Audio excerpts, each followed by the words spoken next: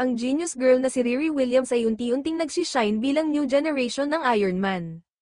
Pagkatapos ng matinding conflict sa pagitan ng Wakanda at Nayor, bumalik siya sa hometown niya dala ang pangarap na maging greatest inventor, pero mas mabigat na reality ang sumalubong sa kanya. Si Riri, isang young female inventor mula Southside ng Chicago, ay kabaligtaran ni Tony Stark dahil wala siyang pera at wala rin siyang power. Paano siya makaka-raise ng milyon-milyong dollars para tapusin ang unfinished Iron Man armor niya? Sa simula, sinubukan niyang kumita sa pag-program ng apps at paggawa ng homework ng classmates niya, pero maliit lang ang kita at hindi sapat para sa research niya. Mas lumala pa dahil madalas niyang gamitin ang school lab kaya nairita ang school board at eventually naban siya doon. Habang nag-iimpake siya ng gamit niya sa ilalim ng bantay ng mga guard, nagdesisyon siya ng palihim na isuot ang prototype armor na ginawa niya gamit ang scholarship niya, determined siyang hindi hayaang mapunta sa iba ang pinaghirapan niya. Ang armor na ito ay gumagamit ng artificial intelligence na kinuha niya mula sa teaching robot sa MIT, isang robot na dati tumulong sa kanya sa pag-circumvent ng rules sa paggawa ng homework, pero ngayon iyon ang naging fatal weakness niya. Sa pag-uwi niya, biglang nag-lose connection ng AI system kaya nawalan ng control ang armor at nahulog siya sa ere. Pinilit niyang kalagkarin pauwi ang sira-sirang armor habang pinagtatawanan ng mga nakakita sa kanya.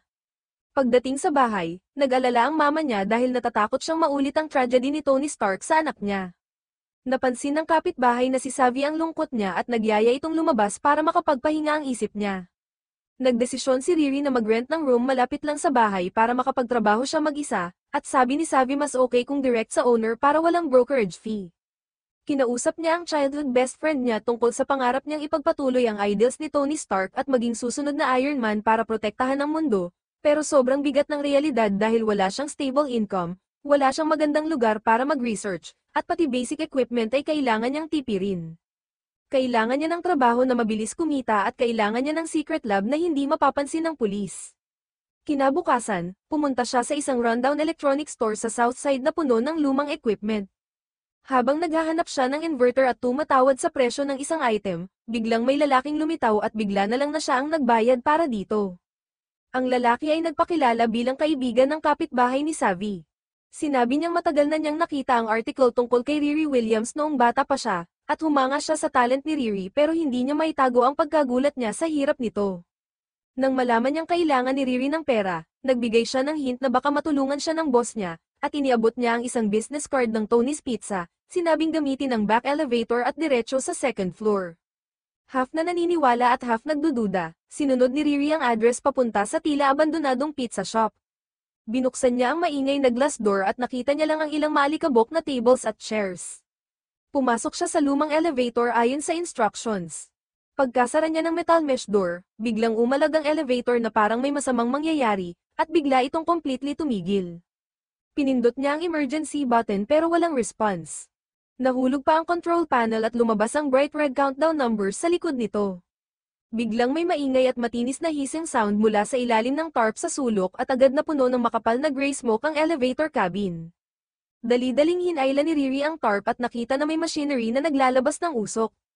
Isang boses ng lalaki ang lumabas sa elevator speaker at sinabing special interview ito, at meron lang siyang 3 minutes para i-disable ang device at kunin ang gas mask sa loob o mawawalan siya ng malay. Agad nag-scan si Riri sa paligid at kinuha ang tools mula sa hidden compartment ng dala niyang tool bag. Sa monitoring room, 6 na tao kabilang ang lalaking nagbigay ng card ang nanonood, nagbubulungan at nagbibet kung paano niya haharapin ang sitwasyon.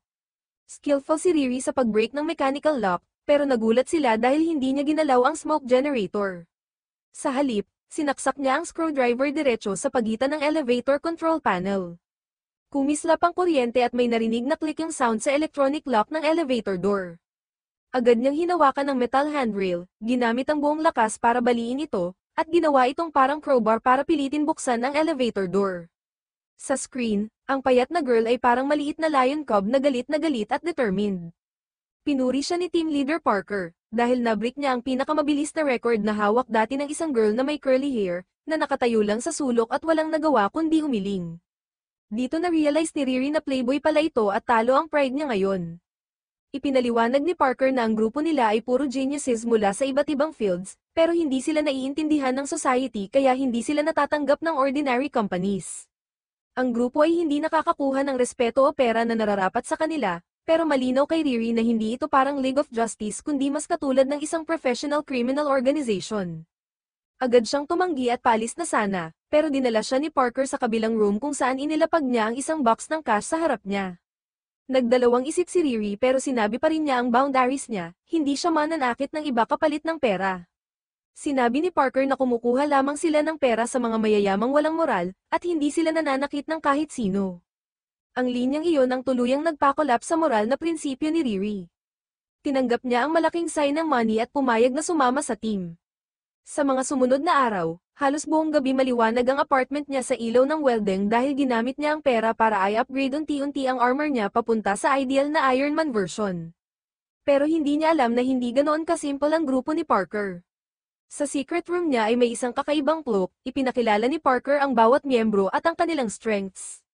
Si Natalie, isang playboy mula Madrid sa Spain, ay wanted dahil sa pag-defraud ng mga kasino sa Southeast Asia. Hindi lang niya binigyan ng taguan si Natalie, kundi binigyan din siya ng pagkakataon na magamit ang talent niya sa totoong operasyon. Ang Steel Sisters na sina Chloe at Hola ay dating mga boksingero na nagtrabaho bilang underground fighters pagkatapos mag-retire. Si Glow naman ang explosives expert ng grupo, at tinulungan siya ni Parker sa legal troubles niya laban sa ex-husband niya. At si John, ang lalaking nakilala ni Riri sa junk shop, ang recruitment at supply expert. Kahit hindi siya pansin, hindi gumagana ang grupo nang wala siya. Nang i-announce ni Parker na papalitan ni Riri si Curly bilang technical brain ng grupo, napatingin ang lahat sa pinakabata. Ang mission nila ngayong gabi ay i-raid ang product launch ng isang major tech corporation. Kailangan ni Riri ay install ang special virus program sa main core control system. Si Glow ang maglalagay ng precise explosives para sirain ang load-bearing wall nang hindi nako-trigger ang alarm. Sina Chloe at Hola kasama si John ang bahala sa Security Monitoring Center, habang si Parker ang direktang kakausap sa CEO ng Sela Company. Half-jokang pa siyang nag-warning na kung may mahuli sa pag-retreat, sila na lang ang sumakay ng bus pauwi. Pagkatapos ng meeting, biglang nagtanong si Riri kung kailan niya makukuha ang pera. Sinabi niyang cash lang ang tatanggapin niya, walang records, walang transfer. Napatawa ang buong grupo sa tanong niya, kumaway lang si Parker at sinabing huwag siyang mag-alala, pero seryoso niyang pinaalala na dapat dalhin ni Riri ang armor niya ngayong gabi dahil kailangan ito ng team para sa mission. Si Riri bigla ang umuwi na mabigat ang dibdib at nagayos ng armor niya sa madilim na garahe dahil palaging pumapak na kapag kailangan na. Nag-project ang bagong AI ng hologram ng yumaong kapatid niya na parang nangiintriga at nag-a-analyze ng armor para sa kanya. Tinawagan niya si Curly para tech support pero busy ang linya. Mukhang bitter pa si Curly na naaga niya ang pwesto, kaya sa tulong ng hologram nahanap nila ang address ng isang bioenhancer dealer. Pinagbuhat ni Riri ang armor sa cart, sumakay sa rush hour subway, at nang makita niya ang kilalang black market dealer na si Joe ay nasa gitna siya ng away nila ni girlfriend niya sa pinto. Nagtagal siya saglit bago sumulpot at ipinaliwanag na kailangan niya ng microcomputer interface shockwave transducer at nanodamping pads para i-repair ang armor. Hindi maintindihan ni Joe paano nalaman ng black girl na iyon ang identity niya, kaya unang itinanggi niyang black marketer siya pero nang i-threaten ni Riri na ibubunyag niya ito dinala siya ni Joe sa isang underground bunker sa suburbs na punong-puno ng military-grade tech, parang futuristic exhibition, habang nanguhukay si Joe sa shelves at ikinukwento ang past niya. Engineer ang ama na naniwala sa pagbabago ng teknolohiya pero hindi inakala na magiging illegal ang paggamit nito. Naniniwala si Joe na pwedeng makatulong ang biotech sa organ transplants o prosthetics. Pinilit ni Riri si Joe at nakuha niya ang lahat ng kailangan ng hindi gumastos, inassemble on the spot, at nung natapos ay nag-text ng malakas si Glow. Pinindot ni Riri ang activation ng necklace, bumukas ang armor at tinakpan ng katawan niya, nagpanik si Joe sa pagkagulat habang lumipad siya palabas ng bunker tungo sa gabi. Sa mission naman, ang direct ional explosion ni Glow ay naghukay ng perfect round hole sa concrete at habang hindi pa umaalis ang alikabok, kailangan ni Riri na pumasok sa underground sewer para mag-install ng virus sa luxury car Target habang sina Chloe at He kinokontrol ang company control room. Ilang sandali lang at ang $100,000 bodyguards ay nasa sahig, at habang lumilipad si Riri sa makitid na tunnel biglang lumitaw ang hologram ng kapatid niya at muntik siyang magbangga sa concrete wall dahil sa biglaang interruption. Mas lalo pang kumalat ang problema nang bumagsak ang USB na may virus mula sa armor slot at nawala sa dilim ng sewer. Habang nagsayang team sa walkie-talkie, mabilis na nagbigay ng solusyon ang AI ng sister niya. Laman pala ng system na direktang konektado ang bawat kotse sa company server, at kapag lumipat ang kotse sa fixed position nito, pansamantalang nade-disable ang security protocol. Agad na kinontrol ni Ronnie ang armor para i-detach ang mechanical arm at gumapang sa ilalim ng kotse parang mechanical spider, at agad nabasag ang safety lock. Sa control room, ilang segundo lang, nahack ni Natalie ang firewall at napalabas ang ilaw sa tunnel. Lumabas si Ronnie sa oras na nagsasara na ang metal floor, at biglang napanik si Sela, ang female director, dahil naka-off ang car system. Isang itim na figure na may cloak ang unti-unting lumitaw sa dilim, at mahinahong iniabot ni Parker sa kanya ang contract. Ipinaliwanag na kontrolado na ng grupo ang buong company system at kailangan lang niya pirmahan ang share transfer para maging anonymous shareholders ang team. Pirma ni Sela, mabilis na umalis ang grupo habang si Ronnie ay nag-high five sa virtual sister niya. Biglang nakita siya ng patrol officer at tinutukan ng baril, pero nag-malfunction ang AI ng sister niya, nawalan ng control ang armor, at sa parehong oras, lumipad ang bala sa kakaibang trajectory at tumama sa braso ng officer. Ronnie tiningnan lang ang fluttering cloak ni Parker sa Nightwind. Sa celebration party pagkatapos ng successful mission, itinaas ni Parker ang glass para batiin ang team, may calm at familiar smile sa mukha, pinuri ang team dahil napatunayan nila na kahit outcast geniuses, kapag inilagay sa linya ang pinakamahalagang assets, makikilala rin sila ng powerful people. Mechanically na sumali si Ronnie sa celebration pero di niya tinanggal ang tingin kay Parker. Nang gabing iyon, automatikong dinala ng armor si Ronnie pabalik sa bahay ng sister niya, at ipinaliwanag na nagpanik siya sa pulis, pero higit sa lahat, ramdam ng sister niya ang kakaibang energy mula kay Parker na hindi ma-analyze ng system at pinaghihinalaan na hindi ito teknolohiya na kilala ng tao. Kasabay nito, sa rooftop ng pizza shop, nervous si John habang tinitingnan si Parker na writhing sa sakit. Ang black vein sa ilalim ng gorgeous tattoo niya ay kumikilos at kumakalat parang buhay, gumagawa ng kakaibang pattern sa pale skin. Sabi ni John, lumalaki ito at apektado na si Parker. Sagot ni Parker, "This is the price I had to pay for what I did to you," at pinakiusapan si John na iwan siya mag-isa. Sa celebration party pagkatapos ng mission, dami ng alkohol at pera ang nagpataas ng excitement ng grupo, at nagsimula silang magkwento tungkol sa mga pangarap nila. Si Natalie dream ng Mike Halen-starred restaurant sa hometown niya, Glow plano ng school para malaunder ang pera mula sa black market explosives, habang ang Still Sisters Chloe at Holly gusto gumawa ng underground fighting club. Si Ronnie, meanwhile, kinikita lang para i-upgrade ang Iron Man armor niya, bawat alloy at quantum chip ay parang bottomless black hole ng gastos. Sa peak ng party, lasing na si Glow sinubukan isuot ang cloak ni Parker at nag-stagger palabas para ipakita na na-crack niya ang leader's safe, pero bago niya ma-demonstrate fully ang invisibility nito, biglang uminit at nag-contract ang fabric, na nagpapanik sa kanya at kinuha ang cloak. Na-realize agad ni Ronnie na lingering pa rin ang energy sa paligid at narinig niya si Glow sabihin na kaya ng cloak maging invisible at bend bullets.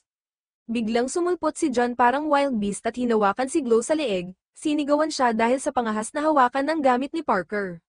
Lumapit si Ronnie para depensahan si Glow at nag-argue sila ng husto, pero pumasok si Parker at pinatahimik ang away. Inanunsyo niya na nahanap na niya ang susunod na target, Harlan Biotech, kung saan ang founder na si Mason, bagamat Chicago-born, ngayon ay nagtutulak sa mahihirap na farmers sa bingit ng kahirapan gamit ang genetically modified seeds. Mahigpit ang security ng factory area, kaya anumang metal, conventional weapons, explosives, at kahit Ronnie's armor ay magti-trigger ng alarm.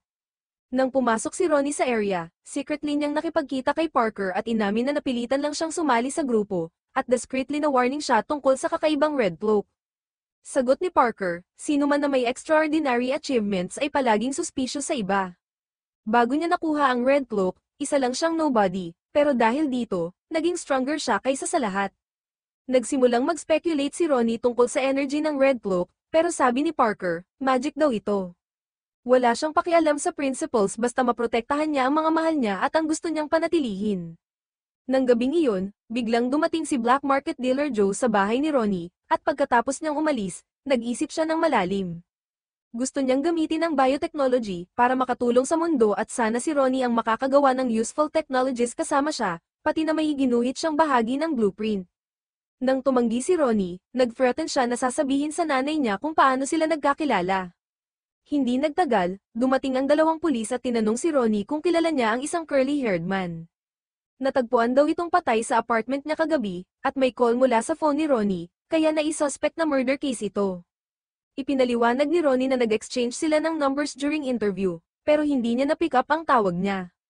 Pagbalik niya sa kwarto, sobrang nervy ni Ronnie at napaisip na baka si Parker ang pumatay kay Curly Hair. Patuloy siyang nag-practice gamit ang AI copy ng sister niya para ma-analyze lahat ng possibilities. Alam niyang ang cloak ay lumalabag sa laws of physics at may dangerous power na unknown ang origin. Sa mission para pasukin ang Harlan Biotech Factory, determined siyang makuha kahit maliit na parte ng cloak. Bigla niyang naalala na may prototype ng bioretinol sa blueprint ni Joe, isang biological material na kayang i-disable ang metal detectors, baka makatulong sa security system ng factory. Samantala, ni-report ni John K. Parker ang disappointing findings, si President Mason ay walang bad habits, walang exploitable weaknesses, at hindi gumagamit ng social media.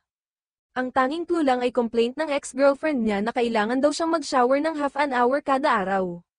Iminungkahi ni John na I give up ito, pero sabi ni Parker, with support ng Red Cloak, walang imposible.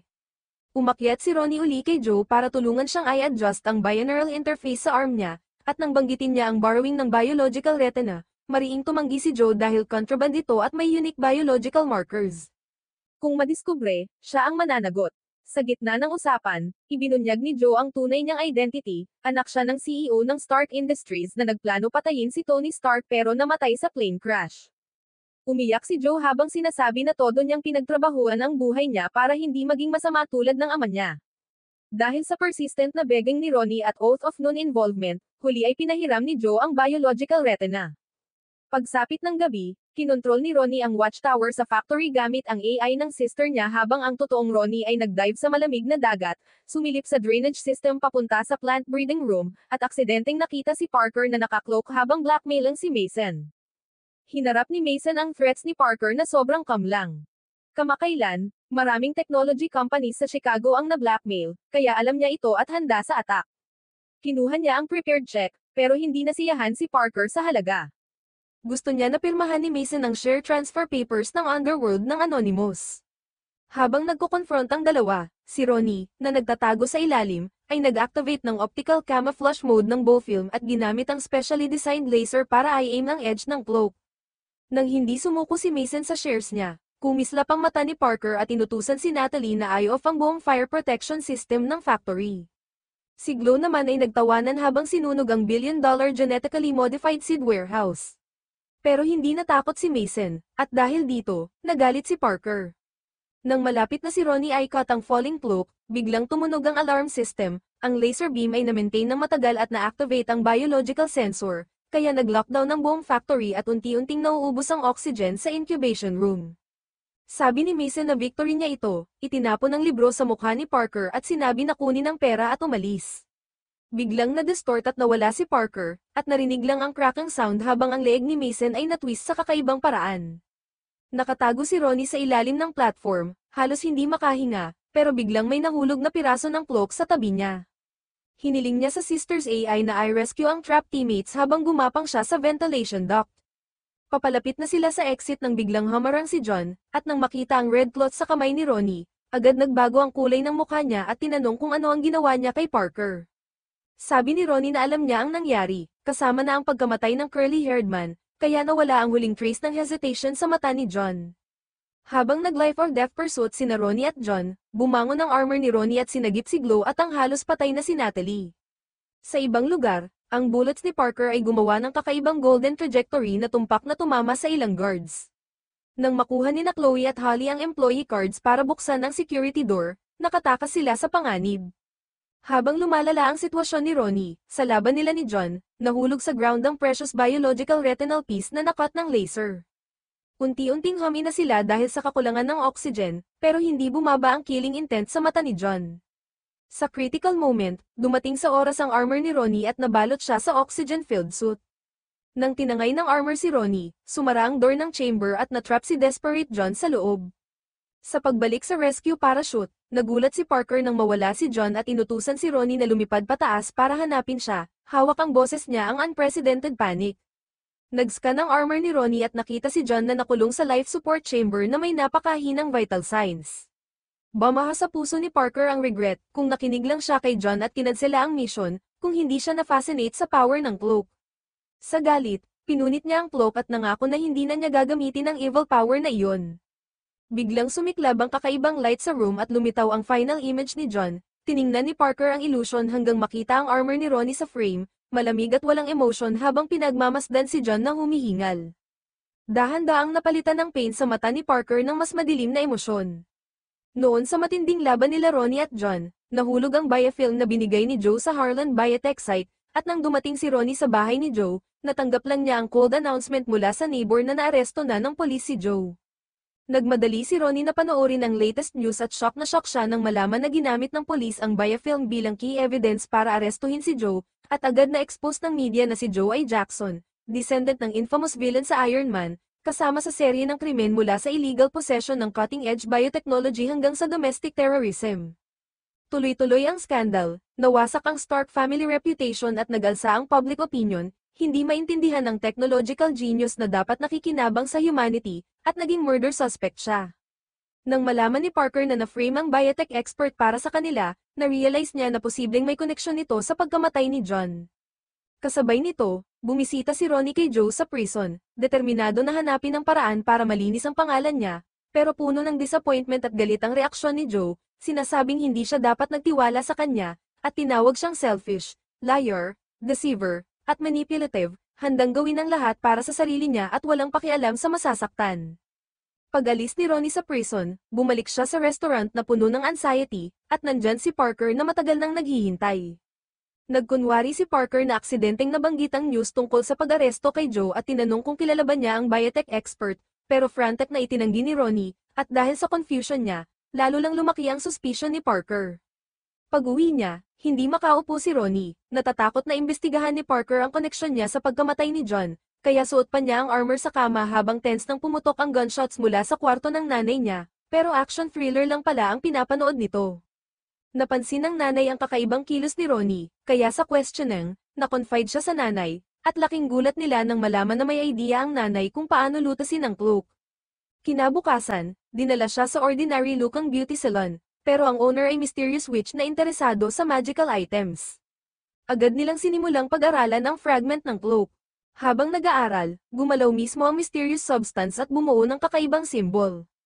Nagbago ang kulay ng mukha ng witch at agad niyang pinalabas sina Ronnie at nanay niya, pinaalalahanan silang lumayo sa cloak at sa may-ari nito, dahil ang magical power ay mula sa dark dimension at nakaka-penetrate at nagpapahina sa isip ng magsusuot, isang deadly threat sa sino mang humawak.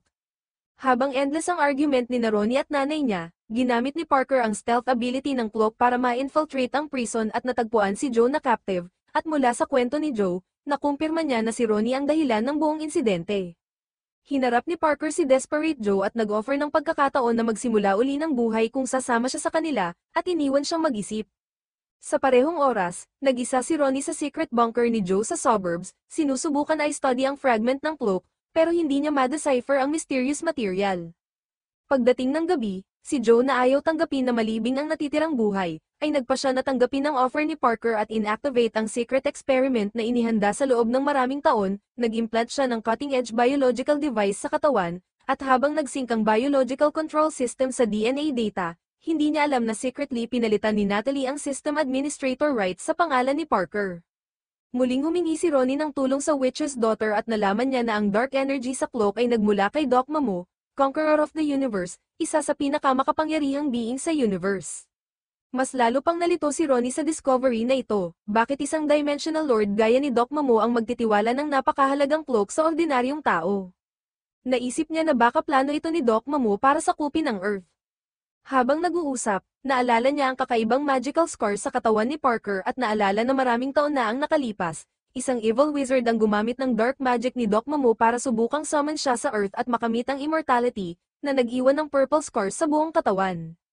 Hindi maintindihan ni Ronnie kung bakit ordinaryong tao si Parker ang napili, pero pinaniniwalaan niya na ang normal pero ambitious na personality nito ang dahilan. Habang nag-uusap sila, biglang sumabog sa restaurant sina Chloe at Holly para maghasik ng kaguluhan, natuklasan nila na si Ronnie ang real killer ni John at nais nilang maghiganti. Hinarap ni Ronnie ang mga expert martial artists at halos walang depensa, kaya tumakbo siya sa paligid ng restaurant. Nang ma-corner, nagkunwari siyang sumuko, pero clever niyang nalid ang opponent sa pre-arranged block force field. Nang ay-pull ang trigger ng kalaban, nag-activate ang force field at floating sa shield ang bullets. Pero hindi pa tapos ang panganib dahil biglang lumitaw si Sabotage Expert Glow. Paulit-ulit pinindot ni Ronnie ang chain para summon ang steel armor, pero walang response. Kinontrol pala ito ni Natalie, pero hindi niya alam na may sister's AI system sa loob ng armor. Sa gitna ng life and death struggle, sinubukan ni Ronnie ay warn si Glow tungkol sa katotohanan ni Parker at ipinakita ang kanyang cruelty ng pumatay sa colleague. Nang ma-distract si Glow, sinamantala ni Ronnie ang chance at mabilis na isinuksok ang fire extinguisher sa metal tube. Tama, ang blast wave ay nagpadala kay Glow sa ere, at ito ang nagbigay kay Ronnie ng precious chance na makatakas. Pero paglabas niya ng restaurant, hinarap niya ang mas malaking panganib, diretso sa kanya ang truck na minamaneho ni Natalie, kaya tumakbo siya hanggat kaya. Sa critical moment, dumating ang armor na parang guardian angel, nag-break free mula sa confinement, kumpletuhin ang weapons, at pinatibay ang buong katawan ni Ronnie. Agad siyang nag-counterattack at matapos talunin ng kalaban, mabilis siyang lumipad para mag-retreat, pero biglang tumama sa armor ang isang lightning bolt na may kasamang blinding light at sparks. Si Ronnie ay parang meteor na bumagsak mula sa taas diretso sa restaurant billboard. Kakabangon pa lang niya, nakita niyang totally nagbago si Joe, ngayon ay isang bionic warrior na kayang kontrolin ang electrical energy. Hinarap ni Joe ang counterattack ni Ronnie at effortlessly niya itong na-counter, pati ang energy ng armor ay na-drain niya. Nang maubos ang energy, ang dating majestic armor ay naging scrap metal. Dinismantle ni Joe ang armor at sinabihan si Ronnie kung paano niya na-transform si Joe sa form na pinakaayaw niya, pero hindi niya pinatay si Ronnie. Binigyan lang siya ng warning na umalis agad sa Chicago bago malaman ni Parker. Pagbalik ni Joe sa restaurant, nag-alala kung paano ipapaliwanag, pero nag-volunteer si Glow, na nakaligtas by accident, na magsinungaling na patay si Ronnie. Agad na na-interes si Parker sa powerful na bionic warrior na ito at masigasig siyang inimbitahan si Joe sa team, pero malamig itong sinabi na tapos na ang revenge at umalis sa restaurant. Habang lumalayo si Joe, ngumiti ulit si Parker ng confident, sigurado na babalik si Joe sa kanyang side. Sa restaurant, tahimik na lumapit si Glow kay Natalie at hiniling na i-hack ang hospital system para makuha ang autopsy report, na naging trigger ng conflict sa team. Kinabukasan, lumabas ang report na ang biktima ay namatay sa drug shock, pero alam ng lahat na hindi naman gumagamit ng droga ang biktima. Dito na-realize ni Glow na totoo ang sinasabi ni Ronnie. Hinarap ni Parker ang fierce questioning ng lahat at tuluyang tinanggal ang kanyang false mask, nagpapakita ng galit at direktang karahasan. Sa pagkakataong iyon, nakita ng buong team ang tunay na mukha ni Parker, at isa-isa silang umalis, pero hindi siya nag-alala dahil nahanap na niya ang mas malakas na replacement, si Joe, ang biological warrior. Sa pamamagitan ng implanted control system, direktang kinontrol ni Parker ang katawan ni Joe, dinala ang powerful puppet sa isang luxurious villa at madaling hinarap ang lahat ng bodyguards.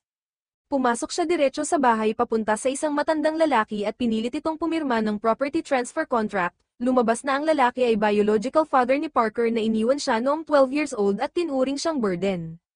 Ngayon, bumalik si Parker at determinado na kunin lahat ng sa tingin niya ay kanya. Habang consumed si Parker sa revenge, si Ronnie, sa tulong ng young witch, ay nagsagawa ng unprecedented experiment, pinagsama niya ang steel armor sa magical energy. Nang magsimulang maglabas ng sobrang lakas na energy waves ang armor, natakot si Ronnie nang malaman na unti-unti nang nawawala ang artificial intelligence ng kanyang sister sa loob ng armor. Sa huli, nagtagumpay siya sa paggawa ng bagong armor na pinagsama ang technology at magic, pero nagawa ito sa kapalit ng pagkawala ng AI ng kanyang sister. Samantala, bagamat nakuha ni Parker lahat ng assets ng kanyang ama, ang saya niya sa revenge ay panandalian lang, lumalim ang emptiness at greed sa puso niya, habang patuloy na lumalaki ang kanyang power at wealth. Si Joe, na naging puppet, ay sinubukang lumaban pero walang bisa. Ang biological body niya ay tuluyang kinontrol ng system ni Parker. Bumalik si Parker sa closed room sa restaurant at ginamit ang dark ritual para summon ang mysterious na tao, ibinigay sa kanya ang red cloak ng nakaraan. Lumitaw ang isang malamig at middle-aged na lalaki, at disdainfully sinabi na isa lang si Parker sa maraming chess pieces niya. Siya rin ang nagligtas kay Parker at John nang mabaigo silang magnakaw. Matapos malaman ng sobrang ambisyon ni Parker, ngumiti ang lalaki at ipinangako na bibigyan siya ng mas malaking dark power gamit ang red cloak. Samantala, bagamat nagtagumpay si Ronnie na pagsamahin ang magic at technology sa bagong armor, tuluyan niyang nawala ang consciousness ng kanyang sister. Para maibalik ito, nagpunta siya sa restaurant para hanapin ang power ng red cloak, pero hinarap siya ni Joe, na kontrolado bilang warrior. Bagamat nawala ang control sa katawan ni Joe at umatake, ipinakita niya kay Ronnie ang weak point ng biobody, kung tamaan, pansamantalang titigil ang system. Agad na sinamantala ni Ronnie ang pagkakataon, nag-launch ng dangerous kick, at sinunod ang instructions ni Joe para i-install ang reboot device sa leeg niya. Matapos maribot, nakalaya si Joe mula sa control ni Parker. Hinarap na ni Ronnie ang huling obstacle, si Parker. Inaasahan na ito ang mangyayari at gagamitin ang invisibility ng Red Cloak, pero biglang naglabas ang armor ni Ronnie ng dazzling magical light na pumihil sa invisibility ni Parker at lumikha ng sobrang malakas na resonant magical magnetic field sa pagitan nila. Tinulak ni Parker ang power ng Red Cloak para palakasin ang sarili, pero habang lumalaban, unti-unti siyang nag-deform at naging monster na tuluyang kontrolado ng cloak. Nabasag ang armor ni Ronnie sa labanan, at nang isipin ni Parker na panalo na siya at ihahatid ang fatal blow, biglang pumasok ang bullet, projection lang pala iyon ni Ronnie, at ang tunay na Ronnie ay umatake mula sa likod at kinuha ang Red Cloak sa isang bagsak. Naubos ang power ni Parker at agad siyang bumalik sa kanyang tunay na anyo, nahulog sa lupa at nanalangin sa sakit. Nang makarating si Ronnie sa restaurant, may isang mysterious na lalaki na tahimik na nag-e-enjoy sa pizza na agad hamatak sa kanyang atensyon. Dahan-daang niyaya ng lalaki ang kamay niya, hindi lang niya kinuha ang Red Cloak, pero pinapabilis din niyang mag-disintegrate ang steel armor ni Ronnie. Sinabi ng lalaki na matagal na niya napansin si Ronnie at naiintindihan na ang genius girl ay unfairly treated dahil sa edad at kulay ng balat, kaya napilitan siyang tahakin ang landas ng crime. Ibinunyag niya na may kasunduan siya sa isa sa pinakamayamang tao sa mundo, kasama ang 14 kings at 3 major religions. Nang nabanggit ni Ronnie si Doc Momo, natawa siya ng contemptuously, iniisip na hindi karapat-dapat si Doc Momo. Dahan-dahan niyang binanggit ang pangalang nagdulot ng kilabot, Maisto, isang pangalan na umikot sa Marvel Universe ng dekada, simbolo ng pinakamatandang Evil Covenant, isang immortal demon lord na naglalakbay sa countless parallel universes, nag-e-enjoy sa pag-collect ng souls. Pero kailangan din niyang sundin ang pinakamatandang demon law, hindi pwedeng pilitin ng tao, kaya palaging mukhang fair ang kanyang deals. Pinapalitan niya ang pinakanaasam ng tao kapalit ng kanilang pinakamahalagang bagay. Huminto ang hininga ni Ronnie nang marinig ang pangalang iyon, natural niyang naintindihan ang ibig sabihin, pero nang banggitin ni Maisto ang resurrection ng kanyang sister, agad nawala ang anumang pag-aalinlangan at tinanggap niya ang kontrata.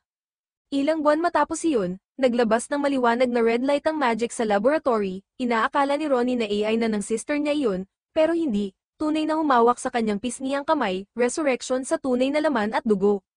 Niyakap niya ang sister ng mahigpit, parang binawi lahat ng namiss nilang yakap sa nakalipas na taon, ngunit anong presyo ang hihingi ni Maisto kay Ronnie, dahil ang demonyong iyon ay hindi kailanman gumagawa ng unfair deals. Dito nagtatapos ang kwento. Thank you for watching, goodbye and see you.